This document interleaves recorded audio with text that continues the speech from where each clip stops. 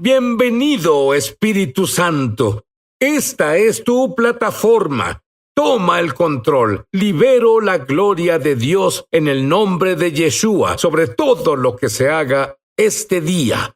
Bien, la mayoría de los judíos que creen en Jesús han tenido encuentros sobrenaturales importantes con él. Esto es lo que le sucedió a mi invitado, el rabino Kirk Schneider.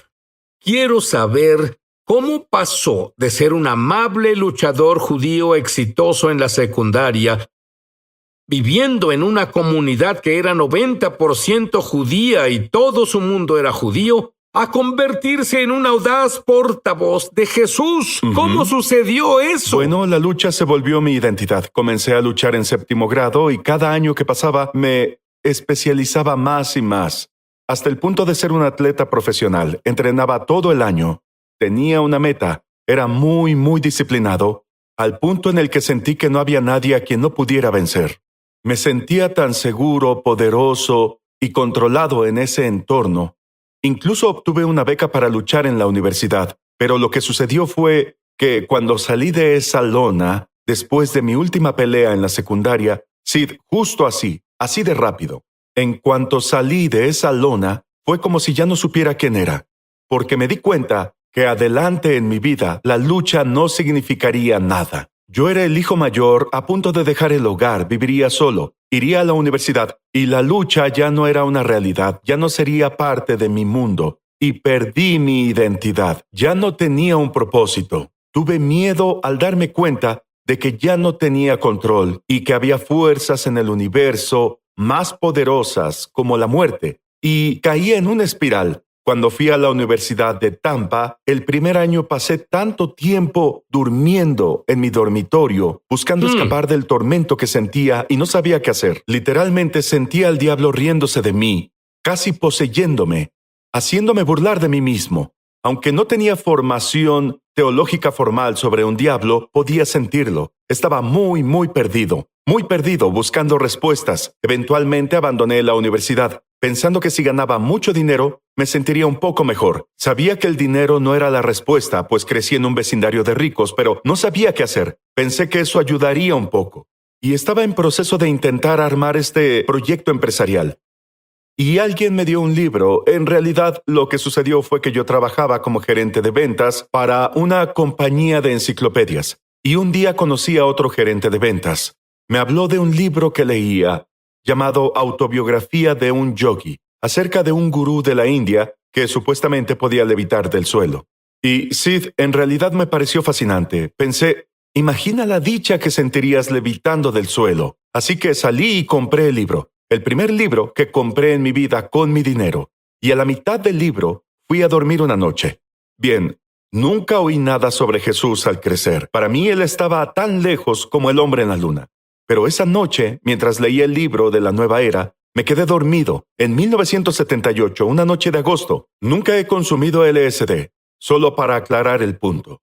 Me despierto de mi sueño en medio de la noche y entro en lo que describo como un estado de conciencia plena. De repente soy consciente de que ya no duermo. Estoy alerta y decía, ¿qué sucede? Soy consciente de que estoy consciente. Y en ese estado, en un instante, tuve una visión en la noche, a color. Jesús apareció en la cruz. Vi el terreno en el que estaba clavada la cruz. Había personas en la distancia viendo cómo era crucificado, y entonces un rayo de luz roja atravesó el cielo, incluso por encima del azul. Un rayo de luz roja así de gruesa descendió sobre la cabeza de Jesús. Y cuando vi ese rayo de luz roja bajar del cielo hasta su cabeza, supe que la luz venía de Dios, así que comprendí el simbolismo, y supe que Dios se reveló ante mí y me mostraba que Jesús es el camino hacia él.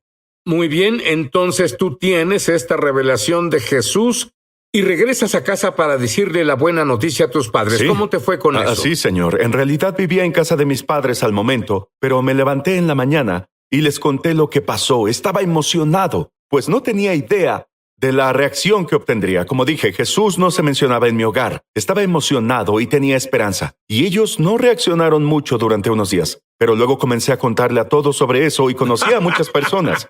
Y alguien finalmente me dijo, debes conseguir un Nuevo Testamento. Así que fui y conseguí un Nuevo Testamento y comencé a devorarlo. Tiré la autobiografía de un yogi cuando vi que la enseñanza del Nuevo Testamento era diferente al libro de la Nueva Era. Luego fui con mi papá y le dije, papá, mira este versículo. Dios reconcilió al mundo con él a través de Cristo. Y de pronto, cuando vieron lo serio que estaba y que continuaba, sintieron pánico. Lo primero que hicieron fue contratar al desprogramador más famoso del país, Ted Patrick. Lo llevaron con su equipo desde California. Mi papá me dijo, no hagas planes para el domingo. Vamos a hablar con alguien sobre comprar un restaurante y haremos negocios juntos. Llegó el domingo, me llevaron al hotel. Entramos al cuarto a la supuesta reunión de negocios.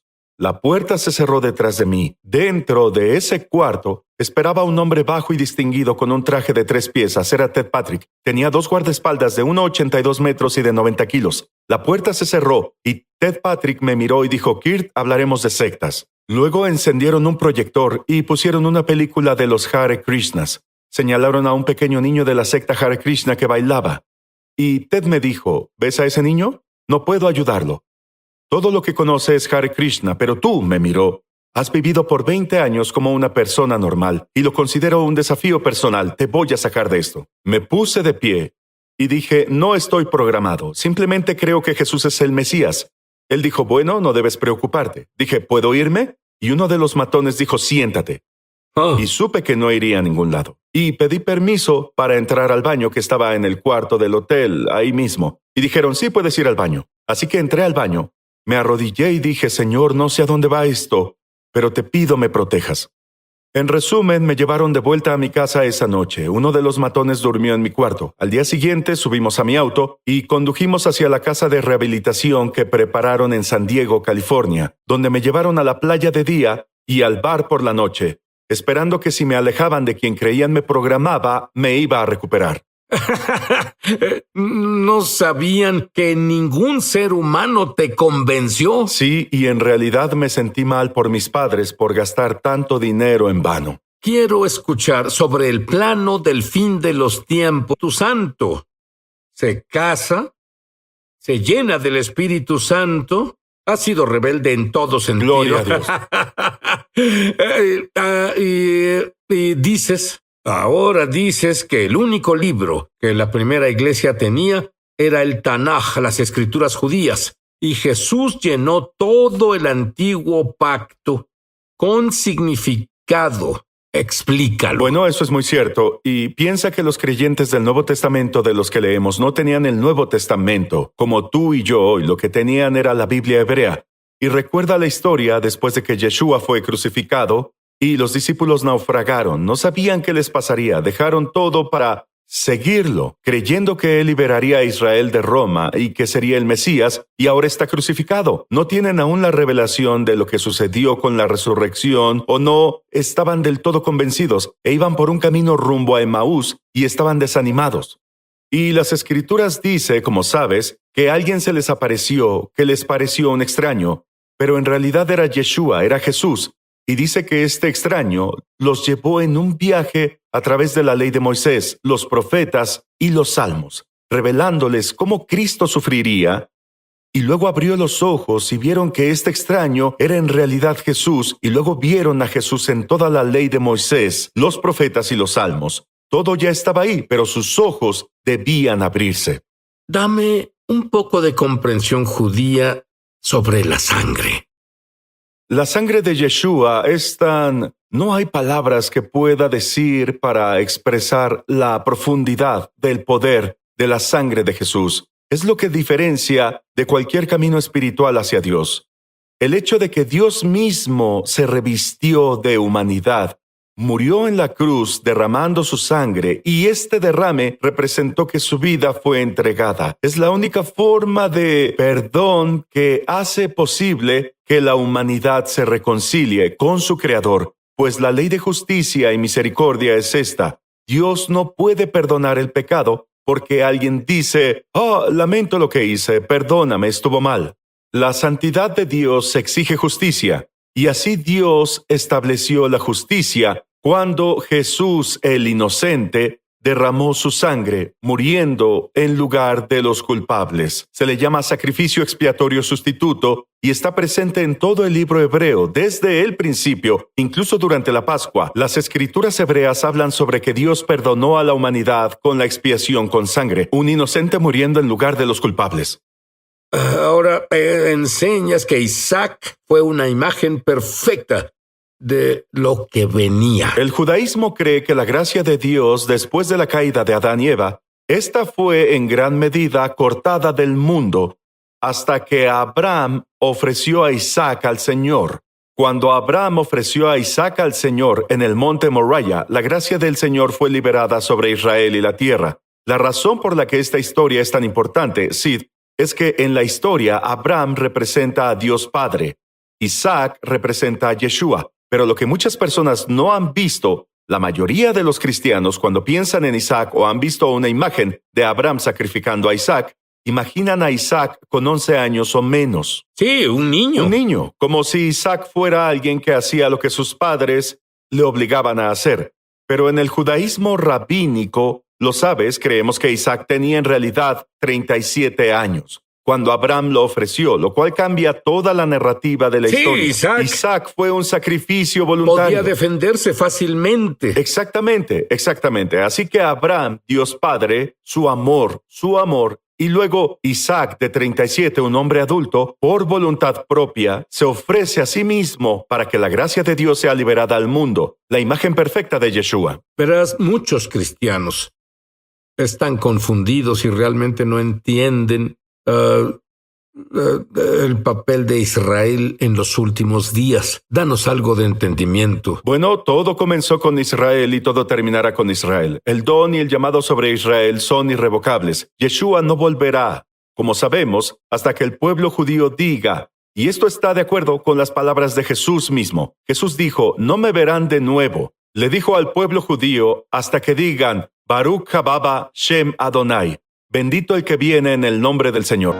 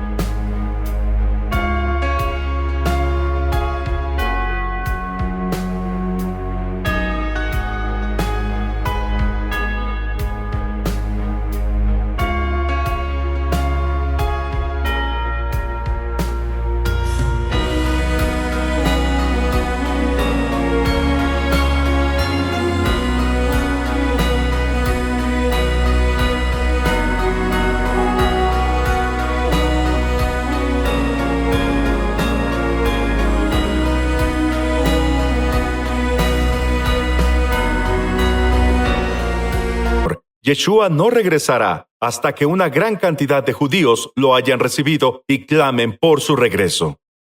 ¿Por qué dirías que incluso entre buenos cristianos, muchos tienen una visión borrosa cuando se trata del pueblo judío en Israel, cuando está claro en las Escrituras? Yo podría hablar, y tú también, por siempre desde las Escrituras sobre el plan de Dios para el judío y el gentil en la última etapa, la nueva humanidad unificada. ¿Por qué la confusión? Creo que son varias razones. Creo que al difundirse el evangelio y los creyentes judíos comenzaron a ser excomulgados de las sinagogas, como Jesús predijo que los expulsarían de las sinagogas, y envió a Pablo con los gentiles, pues la mayoría de los judíos no recibían el mensaje de Yeshua. Al final lo que sucedió fue que el evangelio se extendió entre los gentiles. Ellos no comprendían las escrituras hebreas ni el papel del pueblo judío. Esa es una de las razones por la que los gentiles ignoran la importancia y el papel del judío en el plan de redención de Dios. Personalmente creo, Sid, que a los pastores les resulta amenazante. Creo que los pastores no quieren dar a Israel el lugar que le corresponde, pues de alguna manera se sienten menos importantes y por eso no se enseña. Y también creo que es justo decir que a muchos pastores no les fue enseñado, por eso no saben enseñarlo. Como resultado de estas tres cosas, gran parte de la iglesia no se ha educado sobre la importancia del papel del pueblo judío. Bien, explícame un poco del plan de la festividad de la Pascua para el fin de los tiempos. Más de 20 veces en el libro de Apocalipsis, Yeshua es referido como el Cordero. Juan el Bautista presentó a Yeshua como el Cordero de Dios. Me di cuenta que es el lenguaje de la Pascua y comprendí que para entender el libro de Apocalipsis, en el cual Yeshua es predominantemente retratado como el Cordero, supe que debía entender el libro de Apocalipsis a través del lente de la Pascua. Y si observamos la Pascua, por ejemplo, Israel estaba en Egipto cuando cayeron las plagas.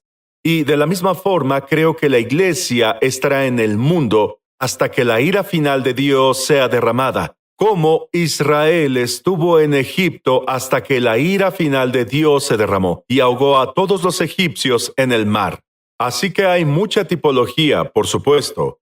Yeshua es prefigurado en la Pascua como el Cordero de la Pascua. Faraón es una figura de Satanás. El mar se dividió cuando el Señor dividió el mar para que Israel cruzara sobrenaturalmente hacia la tierra prometida. Es un símbolo de arrebatamiento. No puedo esperar a que lean todos los maravillosos recursos que les ofrecemos, pero cuando regresemos, el rabino dice... Estaba en una iglesia antigua estilo campestre, una estructura antigua y un campanario blanco. Había unas 200 personas en la iglesia. Yo estaba en las bancas junto con todos parados.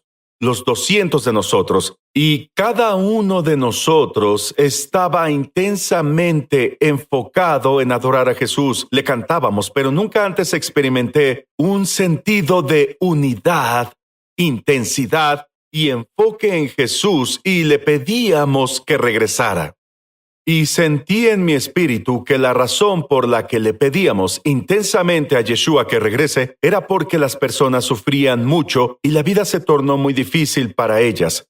Y no solo experimenté lo que pasaba dentro de la iglesia mientras los 200 de nosotros adorábamos juntos a Yeshua y le pedíamos que regresara con fervor, sino que también vi en la visión lo que pasaba afuera de la iglesia, en las calles. Y vi la opresión, Sid, bajo la cual vivían las personas. Luego el Espíritu Santo me habló y me dijo, la unción que tienes para transformar a esas personas que están afuera, que viven bajo opresión, la unción que tienes para transformarlos es la esperanza. Y para mí fue un mensaje de que llevamos una unción al pueblo de Dios de esperanza. Y esto es lo que el mundo necesita, no esperanza en un sentido motivacional de la palabra, sino la esperanza de Jesús, la esperanza de que lo tenemos a Él en este mundo peligroso de caos y están protegidos en el mundo. Y tener paz en el mundo, vivir en victoria con el mundo, tener propósito en el mundo. Tenemos esa esperanza y es transferible, pero muchas personas de Dios temen testificar. Lo que veo generalmente cuando doy testimonio de la esperanza de Jesús a las personas, estas lo agradecen y les alegra el día.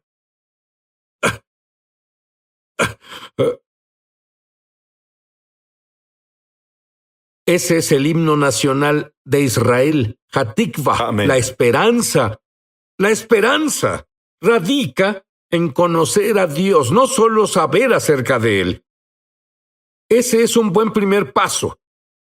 Pero conocerlo por conocimiento experiencial, al igual que Abraham, Isaac, Jacob y David, conocieron a Dios. Amén. No eran perfectos, pero amaban a Dios. Y tenían algo que el mundo no comprende, burbujeando dentro de ellos. Amén. Tenían gozo sobrenatural, a pesar de lo que estuviera pasando a su alrededor. Y eso es lo que les pasará ahora a los creyentes que se entregan a Dios. Y te diré algo. Repite esta oración conmigo y dila lo mejor que puedas. Y tendrás Hatikva en tu interior. Dilo en voz alta y siéntelo. Querido Dios, he cometido muchos errores, de los cuales me arrepiento. Creo que la sangre de Yeshua, la sangre de Jesús,